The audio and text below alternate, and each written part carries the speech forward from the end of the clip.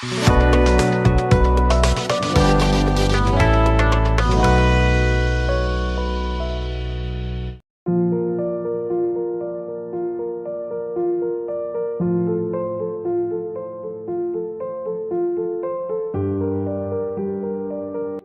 Guys, आपका फिर से एक बार स्वागत है मेरे चैनल पे।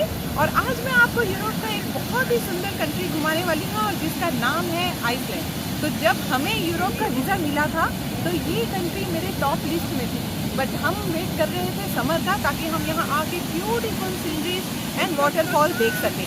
तो हमारी लिस्ट में तो बहुत सारी चीज़ें थी। तो हमारा ट्रिप जो है वो है 4 रात और 5 दिनों का। इसमें हमने क्या क्या देखा और क्या क्या आप देख सकते हैं, ये सारी चीज़ें जानने के लिए आप ये वीडियो एंड तक ज़रूर देखें। तो चलिए देखते हैं एक खूबसूरत सी कंट्री आइसलैंड।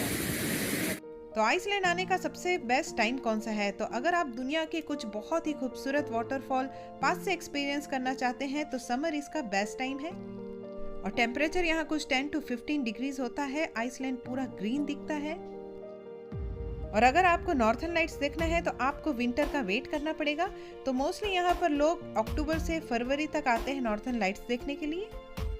तो जब हम आइसलैंड आने का प्लान करते हैं, उसकी आइटनरी बनाते हैं, तो 2 क्वेश्चन हमारे पास हमेशा रहता है कि हम कार से ट्रैवल करें या फिर टूर एंड ट्रैवल से। हमने यहाँ पर ट्रैवल किया है टूर से, क्योंकि सेम डे में उतना ट्रैवल करना और कार ड्राइव करना बहुत हो जाता है। और हमारा प्लान था सिर्फ 4 रात और 5 दिनों का, तो हमने ट्रैवल्स बुक किया। बट अगर आपके पास कार चलाने की कैपेसिटी है, मतलब अगर आपकी स्टेमिना है कि आप उतना कार भी चला सकते हैं और उतना ट्रैवल भी कर सकते हैं, तो आप कार हायर करें। या तो आप ये कर सकते हैं कि आप 2 वीक्स के लिए आइसलैंड प्लान कर सकते हैं, जिसे आप आराम से आप रेस्ट भी कर सकते हैं और ड्राइव भी कर सकते हैं। तो आप इस वीडियो में देखेंगे कि हमने कौन कौन से ट्रैवल एजेंसी से अपना टूर बुक किया और हमें उसके क्या चार्जेस लगे। तो वीडियो में मैंने कहा अगर आप कार हायर कर रहे हैं तो 2 वीक्स लगेंगे, वो मैंने पूरे आइसलैंड के लिए कहा। ऐसा मत सोचिएगा कि अरे 2 वीक्स की छुट्टी कैसी मिलेगी, बच्चों के स्कूल में छुट्टी कैसे मिलेगी। तो अगर आप पूरा रिंग रोड कवर कर रहे हैं तो आपको 2 वीक्स लगेंगे।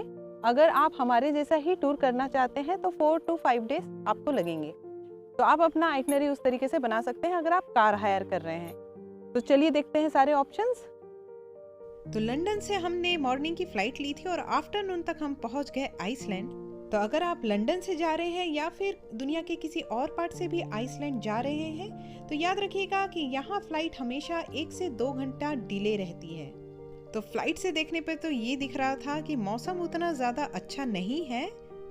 सो रिक्विक सिटी अगर आपको पब्लिक ट्रांसपोर्ट बस से घूमना है तो आपको कैश लगेगा, अदरवाइज आपको आइसलैंड में कहीं भी कैश की ज़रूरत नहीं पड़ेगी। तो आइसलैंड की जो करेंसी है उसका मैंने पाउंड, डॉलर और रुपए में रेट बता दिया है, जो अप्रॉक्सीमेटली आपको कितना पड़ेगा। और अगर आपको लीकर लेना है तो आप एयरपोर्ट में ही ले लें, क्योंकि बाहर ये बहुत ही ज़्यादा एक्सपेंसिव है। तो अगर आइसलैंड में आपने पहले से कार प्री बुक की है तो आपको यहाँ पर इसकी डिलीवरी मिल जाएगी, जैसे कि ये लोग यहाँ पर अपने कार के लिए वेट कर रहे हैं। और अगर आप हमारे जैसे कार बुक नहीं किए हैं तो आपको रिक्विक जाने के लिए ऑप्शंस है एयरपोर्ट डायरेक्ट और फ्लाई बस। इसके अलावा अगर आप पब्लिक ट्रांसपोर्ट यूज़ करना चाहते हैं तो यहाँ है बस नंबर 55, जो थोड़ा सा ज़्यादा टाइम लेकर आपको रिक्विक तक पहुँचा देगी। तो जब हमने एयरपोर्ट डायरेक्ट और फ्लाई बस का रेट का कंपेयर किया तो हमें एयरपोर्ट डायरेक्ट चीप लगा, तो हमने वो बुक किया। तो हमारे हर ट्रिप के जैसे हमने आइसलैंड में पब्लिक ट्रांसपोर्ट क्यों नहीं लिया, क्योंकि जब हम आइसलैंड पहुँचे हमारे मोबाइल में जीपीएस काम नहीं कर रहा था और जो पब्लिक ट्रांसपोर्ट का बस स्टॉप था वो काफ़ी दूर था, जो हमें नहीं मिला। और हमारी फ़्लाइट डिले थी, तो जिसकी वजह से हमारा जो प्रोग्राम था दिन का वो काफ़ी डिले चल रहा था। इसलिए हमने सोचा कि बेस्ट ऑप्शन है कि यहाँ से प्राइवेट बस लेकर हम रिक्विक पहुँच जाएं। और अगर आपको पब्लिक ट्रांसपोर्ट यूज़ करना है और अगर बस स्टॉप आपको मिल जाता है तो उसके चार्जेस हैं 2000 IS के पर पर्सन, और वो कार्ड भी एक्सेप्ट करते हैं। तो एयरपोर्ट से रिक्विक जाने में तकरीबन लगते हैं 1 आवर। अगर आप आइसलैंड में कार हायर कर रहे हैं तो मैं आपको सजेस्ट करूंगी कि आप उसकी साउथ कोस्ट के साइड अपना एयरबीएनबी या होटल बुक करें। अगर आप पूरा रिंग रोड कवर कर रहे हैं तो भी यहाँ काफ़ी सारी सिटीज़ हैं जहाँ आप होटल बुक कर सकते हैं। तो कार लेते वक्त आप उसका पूरा इंश्योरेंस लेना ना भूलें, क्योंकि स्पेशली यहाँ विंटर में हाई विंड सारी ट्रैवल वालों की जो बसेस हैं वो रिक्विक से स्टार्ट होती है। इस वजह से हमने यहाँ पर अपना एयरबीएनबी बुक किया था। तो आइसलैंड घूमना 3 चीज़ें महंगा बनाती है। पहला है एयरलाइंस की टिकट्स। ऑफ कोर्स हर जगह एयरलाइंस की टिकट्स महंगी होती हैं, बट आइसलैंड की टिकट काफ़ी महंगी होती है। उसका रीज़न ये है कि यहाँ से काफ़ी लोग यूएस के लिए अपनी फ़्लाइट चेंज करते हैं। तो अगर आप आइसलैंड आने का प्लान बना रहे हैं तो आप काफ़ी पहले से फ़्लाइट टिकट्स कर लें। दूसरी जो चीज़ है जो यहाँ सबसे महंगी है वो है होटल्स बुकिंग। होटल बुकिंग भी आप ट्रिप के जितने दिन पहले से ट्राई करें उतना पहले से ही बुक कर लें। और तीसरी चीज़ यहाँ पर महंगी है वो है यहाँ का खाना। तो यहाँ काफ़ी सारे लोकल बेकरीज हैं जहाँ आप कुछ खा सकते हैं, या तो हमारे जैसे आप एयरबीएनबी बुक करें ताकि आप खाना घर पे ही बना सकें एयरबीएनबी में और वही कैरी कर सकें। तो ये अगर 3 चीज़ें आपकी बजट में हो जाएगी तो आइसलैंड का ट्रिप आप अच्छे बजट में भी कर सकते हैं। तो रिक्विक में जो हमारा एयरबीएनबी था वो काफ़ी अच्छा था। इसका लिंक आपको डिस्क्रिप्शन बॉक्स में मिल जाएगा।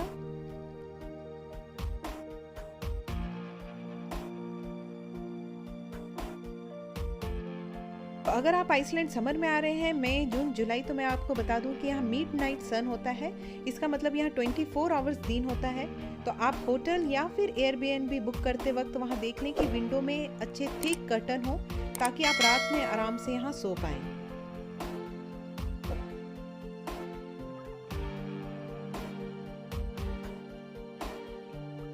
तो आइसलैंड आने का आप जब भी प्लान कर रहे हो, अपनी फ्लाइट टिकट होने के बाद आप एयरबीएनबी या फिर होटल बुक कर लें, क्योंकि यहाँ limited number of hotels and Airbnb हैं और स्पेशली समर में इसकी बुकिंग्स बहुत ही मुश्किल से मिलती है और इसके रेट्स भी काफ़ी हाई हो जाते हैं।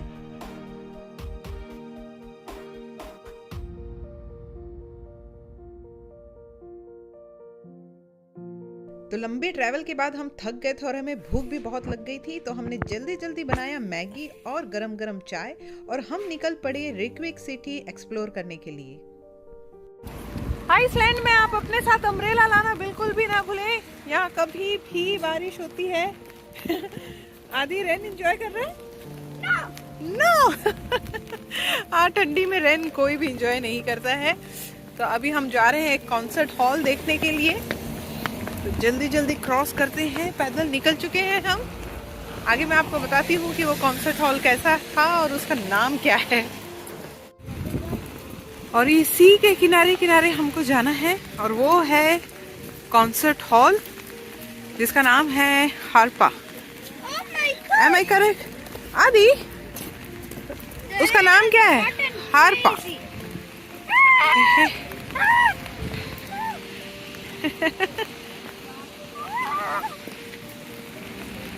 हाँ, कितना खूबसूरत है ना। वाह। और चलते चलते हम आ गए हैं इस जगह पे। तो स्क्रीन में मैंने इसका नाम लिखा है। तो आइसलैंड जो भी आता है यहाँ पर अपनी एक फोटो जरूर खिंचाता है। सी के बिल्कुल किनारे है और वो है कॉन्सर्ट हॉल। तो आइसलैंड में आपको किस तरीके के कपड़ों की ज़रूरत पड़ेगी इसका पूरा लिस्ट आपको डिस्क्रिप्शन बॉक्स में मिल जाएगा। मैं साथ में एक लिंक भी डाल दूंगी, तो आप वो चेक करना बिल्कुल ना भूलें। और फाइनली हम पहुंच गए कॉन्सर्ट हॉल हारपा। तो यहाँ की जो एंट्री है ये बिल्कुल फ्री है। अगर कोई कॉन्सर्ट चल रहा होगा तो आपको उसके लिए पे करना पड़ेगा। और ये देखिए, ये इतना ब्यूटीफुल इसका आर्किटेक्चर है। ये पूरा ग्लास और स्टील से बना हुआ है और इसमें 4 फ्लोर हैं और ये देखने में इतना स्टनिंग है। अगर आप यहाँ पर रात में आए तो इसमें लाइटिंग्स भी होती हैं, तो यहाँ आप मल्टीपल फोटोग्राफ्स खिंचा सकते हैं।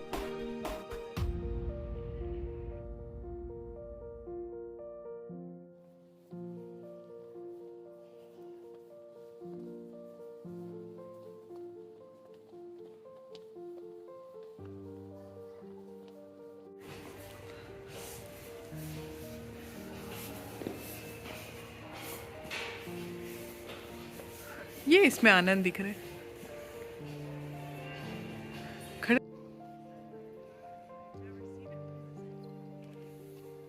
तो हारपा से निकलने के बाद हमने देखा कि वेदर और भी ख़राब हो चुका है, तो हमने डिसाइड किया कि हम ग्रोसरी स्टोर में कुछ सामान लेकर डायरेक्ट अपने एयरबीएनबी के घर में जाएंगे। लेमन 89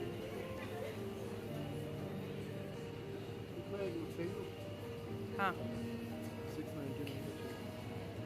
699।